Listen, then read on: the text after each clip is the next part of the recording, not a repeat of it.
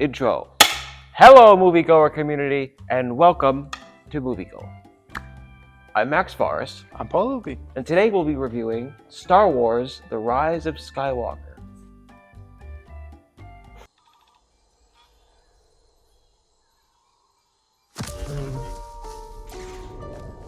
It's an instinct.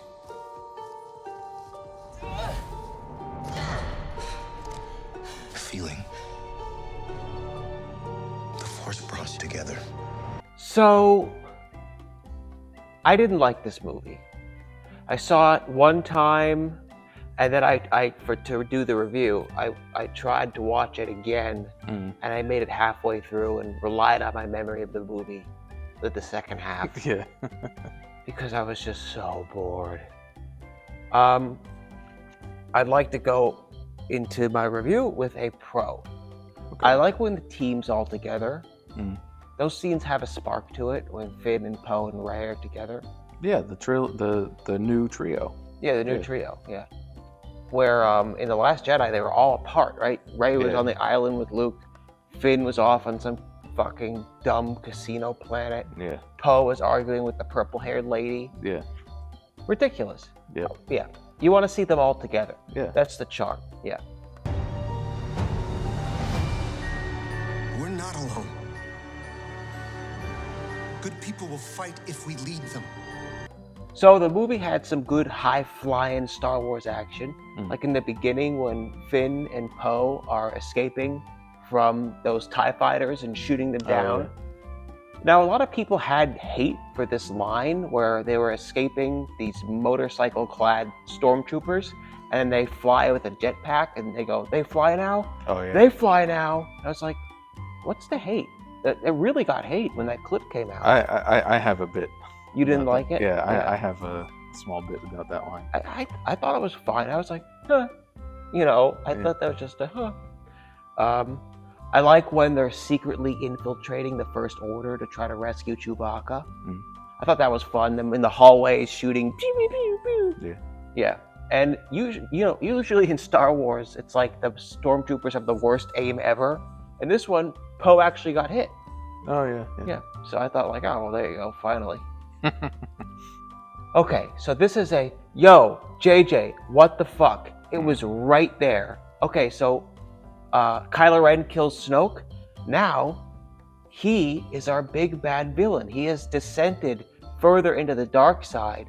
We don't need to introduce a new villain. We just need to double down on the dark siding of Kylo Ren. It was right there. It was right there. And he dropped the ball and introduced a new villain. No, don't try to undo The Last Jedi. Double down on it. Kylo more to the dark side and becomes our villain. That would have worked. No new Palpatine bullshit. Yes. That's what I wrote. Don't you forget it.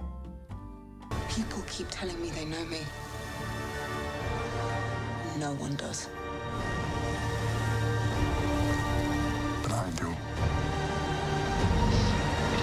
I feel kind of bad for J.J. Abrams because Rian Johnson said that Rey is a nobody, but a nobody wouldn't have those force powers, so he had to figure out some reason why she had those force powers. So he reintroduced the Palpatine stuff, and I don't know. It's just like you would need the Breaking Bad writers to write your way out of. Someone else made this point actually, and I agreed with it.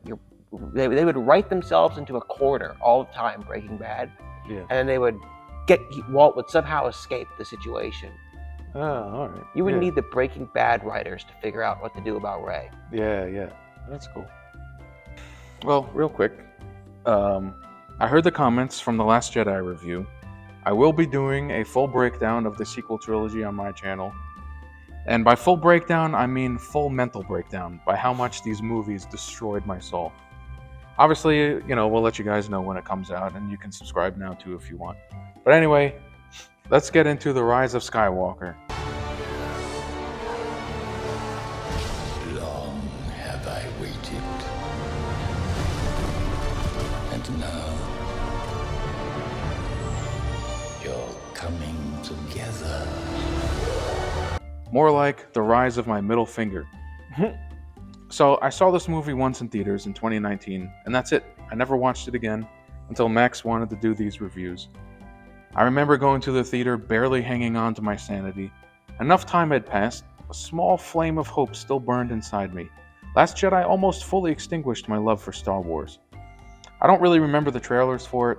I definitely wasn't excited. I think I just saw it out of obligation. All I remembered was it being a giant fetch quest. And rewatching it, it really is. All this trouble to find a pyramid map thing just for Kylo to destroy it, but then they just use his? Very convenient the Sith made a spare. The whole plot completely undercuts the ending to Return of the Jedi. So Anakin didn't kill Palpatine? It's not really explained. Well, that leads to one of my favorite lines in cinema history. Somehow Palpatine returned. Perfect. Just perfect. And then Mary chimes in and goes, "Oh, it could be cloning trick only the Sith knew." Okay, so if only the Sith knew it, how do you know about it? And does anyone remember the Clone Wars? These characters act like all these myths are ancient history. The Empire ended 30 years ago, and the Clone Wars ended like 50 years ago. It would be like people today just didn't bother learning about World War II or Vietnam or Desert Storm, and just repeated the same exact mistakes. Anyway, it's okay if Poe doesn't know how Palpatine returned, because how would he? How would any of them? What's not okay is the audience not being given any answers. But the worst of it all is he shouldn't have been back to begin with. What happened to Kylo Ren taking over the First Order? You know, I thought he was going to be the main villain in this one. Instead, so Palpatine is the villain again, and we get this rushed, easy redemption for Kylo. No growth, no journey, just Leia using Force telepathy. It's that easy? Why didn't she do that before? I'm getting off track. Kind of like this whole movie. I have a question. This doesn't have to do with the Rise of Skywalker. It has to do with Star Wars in general. When they go hyperspace, Yeah. wouldn't you hit? You would hit another ship. That's what I meant. Yeah, I think the sequel trilogy completely misunderstands what hyperspace is. Yeah. At least now, I don't know, when Disney retconned made everything non-canon. At least from what I remember from like the books and stuff, pre-Disney books, was like hyperspace was them like jumping into not like wormholes, but like not being in physical space, like kind of jumping through a wormhole and popping out the other side. Oh, okay. So it's not gonna hit a ship. Yeah. So like, because like let's just say you want to aim at a planet, you want to go towards a planet, like there's other debris and ships and other planets in the way. Like, wouldn't you crash into everything? Yeah. When you fly in a straight line. So you said they go through a wormhole or That's what something. I mean, maybe I'm not explaining it right, but that's what I thought hyperspace was, like pre-Disney. And now Disney makes it you just fly fast. Yeah, I don't know. Is your undoing. What are you doing there, 3PO? Taking one last look, sir. At my friends. Another con is the fake out deaths. Like when Rey and Kylo Ren are fighting over that ship, and she's pulling and he's pulling, and she's trying to get the ship down because Chewie's in it, and then some Palpatine electricity fires out of her hand, and boom, blows up the fucking thing. Yeah. And then, oh no, he's fine. He's fine. He was on a different ship. Now, to be honest, if Chewie did die like that, I would be pissed. Yeah. I would be I would be furious. Yeah. But but the movie backpedaled on him dying, which is it kind of shows a lack of balls. But anyway, so I said everything I have to say about that. But then there was C-3PO, and aren't they doing something to get some stuff out of his head? Yeah, it's like he needs to like decipher this like ancient Sith text, but like in his coding he can't say it out loud. So they reboot him, right? Yeah. And he has no memories of anything. But then later on in the movie, he gets all his memories back, right? Yeah. So that's what happens. So I thought this movie was very convoluted. Mm-hmm. I had trouble keeping up, and I didn't really. I mean, there was stuff like the Wayfinders. Yeah. They have to find those, or my head was spinning. Yeah. Yeah.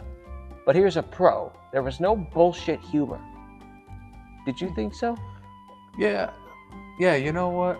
I think you're right. There wasn't really, I mean, besides the, oh, they fly now. But other than that, like, I don't really remember there being, like, stupid, like, you know, Disney joke killing. Yeah. Kind of, I don't really remember. Unlike The Last Jedi. Oh, yeah.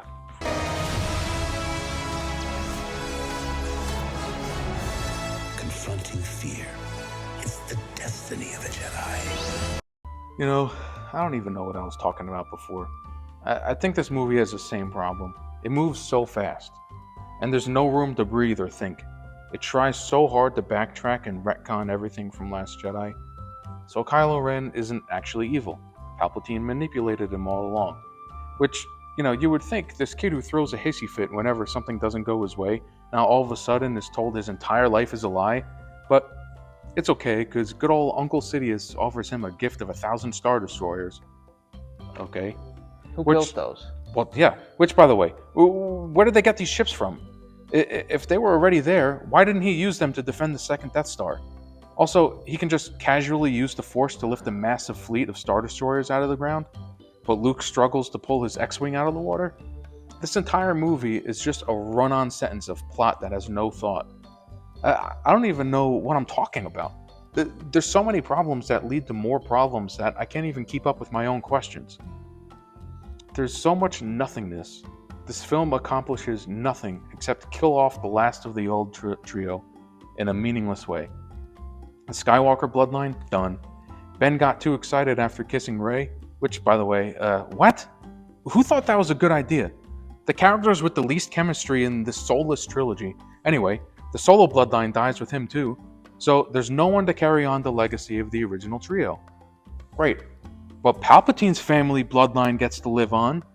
Just because Rey says, "Oh, I'm Rey Skywalker," at the end, doesn't mean you changed your actual lineage. By the way, this is the guy she's just known for like 3 days, and she takes his last name. She's still a descendant of the most powerful Sith Lord who conveniently forgets to turn off his Force lightning. I know I'm jumping around, but like I said, this movie just causes a whole tangent of questions that lead to more questions. I gotta get my head back in order. Max, do you have any more? Nope.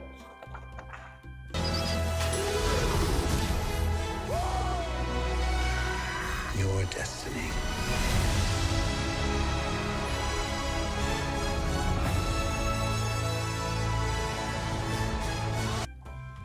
What are we even talking about?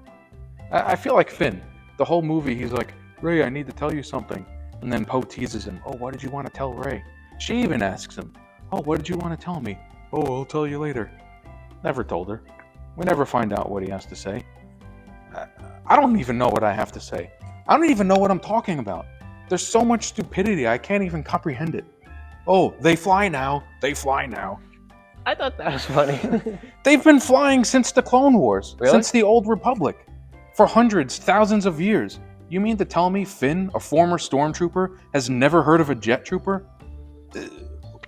You're right. When Kylo was speeding towards Rey in his TIE fighter, why did she exert so much energy jumping over it? She could have just held the lightsaber up and cut the wing off. There's plenty of room to stand underneath. Usually, when I complain about these idiotic stories, I try to offer a better solution. But the best solution here is to just throw this entire movie in the trash and never watch it again. I'm not even halfway through my notes. Now objects can teleport through the Force? Yeah, Force right. dyad? What is all this? I can't offer a better solution if literally none of this is grounded in any sort of established rules. This movie doesn't just ignore Last Jedi, it just ignores all of Star Wars. Kylo Ren himself says, "Leave the past behind, kill it if you have to." The writers took that a little too literally. Just ignore the fact that the Death Star 2 was obliterated, but somehow left big enough chunks to leave the throne room intact? But then they ignore themselves. You would think Kylo Ren gives up the whole Vader fanboy thing, in The Last Jedi, destroying the mask and being his own person. Nope, he rebuilds his helmet and stays evil because Uncle Palpatine promises him a new empire. Rey goes back to the Irish Islands and she throws Luke's lightsaber into the fire, but Force Ghost Luke catches it.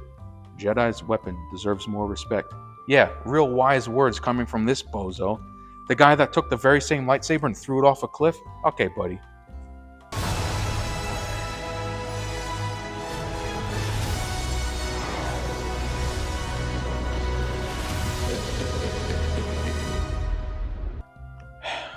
I'm losing track. I'm numb. I fell asleep watching this the other night. I'm just gonna wrap this up. I barely touched everything in my notes. This is just ramblings of a madman who's lost the ability to comprehend. This is what made me stop being a fan. Last Jedi beat me down, and this one just kicks you. Devoid of logic, successfully kills off the Skywalker bloodline, Rise of Skywalker my ass. Buried their legacy in the dirt. Descent of Skywalker, Descent of my sanity, 0.5 out of 5. Once again, the cinematography is gorgeous, the VFX are great. Such a waste of talent on an unholy abomination. Damn. That was long. Yeah. You had a lot to say. The Force will be with you. Always. And like I said, that's not even like the notes. And so I have 2 whole pages of notes, where most of the time, most movies I usually keep to 1 page. 2 whole pages of notes. And like after each note, I'm like, explain this, explain this, explain this. So like each note spawns like a whole other essay of things that pissed me off. Damn.